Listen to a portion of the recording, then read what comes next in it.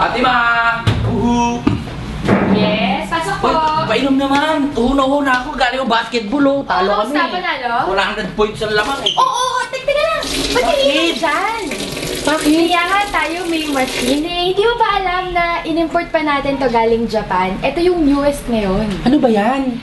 Alkaline machine. Izumi Alkaline machine. Wala ka ba ba nito sa bahay? Meron ka. Kaya lang, ipaliwanag mo nga kasi gusto ko malaman, eh. Sige.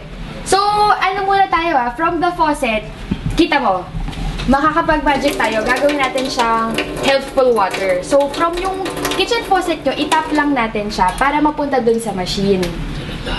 Actually, itong 3 stages na filters na to, napupurify na niya yung rust, yung mga sediments, yung mga chlorine sa tubig. Oo, wala na. Kaya, paglabas dito sa machine natin, safe to drink na siya. Teka, pakita ko sa yung difference, ha? Oh, ang sarap. Parang iba. Pakita ko sa yung difference. So, actually, itong machine natin na ginagawa niya is, split niya yung water into alkaline and acidic. Kasi, sa faucet natin, neutral water yan eh. Pakita ko sa test natin. Neutral water yan yung iinumin ko dapat. Ito yung iinumin mo dapat. At ito yung iniinom ng mga... Nung ko pa iniinom yan. Nung ko pa iniinom yun yan. nga. So, ganyan na siya, diba? Ayan, antayin natin siya tapos mag-cleaning. Ayan, pwede na siya mag-produce. So, ito, ang lumalabas ito ngayon is alkaline. Tapos, ang lumalabas naman dito sa kabilang hose niya is acidic. Hinihiwalay nung makina. Tama! Ano yung iniinumin ko kanina? Nasa na? Ito yun. Ito yung dapat inumin mo kanina. Ito yung galing dun sa... Dito, sa gripo. Sa gripo. Ito naman, pH reagent siya.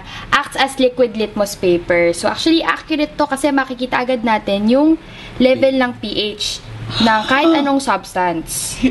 At ba't naging blue? Medyo neutral siya to slightly alkaline. Pero kadalasan, neutral lang. Ito naman yung... Alkaline. Yes. Ito yung galing sa machine dito. Yung sa So, taas. ito yung masustansya yan. Ito yung masustansyang tubig na dapat iniinom natin. At ito naman, yung sineparate niya na water. Kung ito alkaline, ito acidic yan. Ayan o, medyo orange siya. Pumapasok to sa katawan natin. Oo. Actually, kadalasan ng tubig natin, hindi natin alam, acidic. Yan yung iniinom Lason. mo. Ibig sabihin, may inom akong lason. Parang gano'n na nga. Kasi dapat, ano yan eh, maganda yan, panglinis. Panglinis ng labas ng katawan. Pero dapat, ang iniinom natin sa loob, papalinis sa loob ng katawan natin is alkaline. Etong acidic, maganda yan kapag may rashes ka, psoriasis. Psoriasis yung sa Makati? balat. Oo. Yung... Balakubak. Ganon. Kailangan ito yung gamitin mo para ma-wash off yung mga yon. Alam ko marami pang sakit na nagagamot yan, di ba? Hemorrhoids. Hemorrhoids, Oy, pwede. ayan. Yung mga may almoranas, ang hirap maglakad niya, ha? Alkaline lang pala solusyon doon. Ano Kung pa? medyo mabaho yung paa mo, ilagyan mo rin. Mukhang kailangan nga. Ito, ha? Pero itong alkaline, maganda to kasi pinaprevent niya na magkaroon tayo ng cancer. Kasi ng yung lolo ko may ganyan din. Oo. Nagtataka ko, dati hindi lumalabas kasi kalbo na eh. Nagtataka ko kung anong gamot nilalagay sa buhok. Nagdidisco na ang haba ng buhok.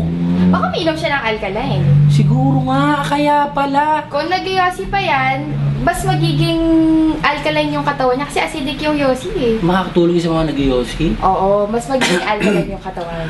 Kaya pala, gusto ko nito. Buksan ko ulit ha. Painom nga ng alkaline. Dito tayo. Ito, kumuha ko yung Jorbert ha. Oops, nagkikiling pa siya. Dapat pala. Naku, tingnan. Yan. Pwede Pwede na yan? inumin. Oo, pwede na Nasun pala ininom. Salamat ha. Iba. Masarap. Gamot pala to. Uy, mag-alkaline na kayo ha. Huwag kayo inom ng inom sa gripo dre.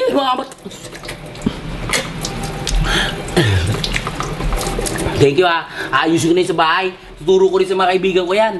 Masarap pala yan. Tsaka malusog pala yan. Salamat ha. Dre, mag-alkaline kayo. Thank you.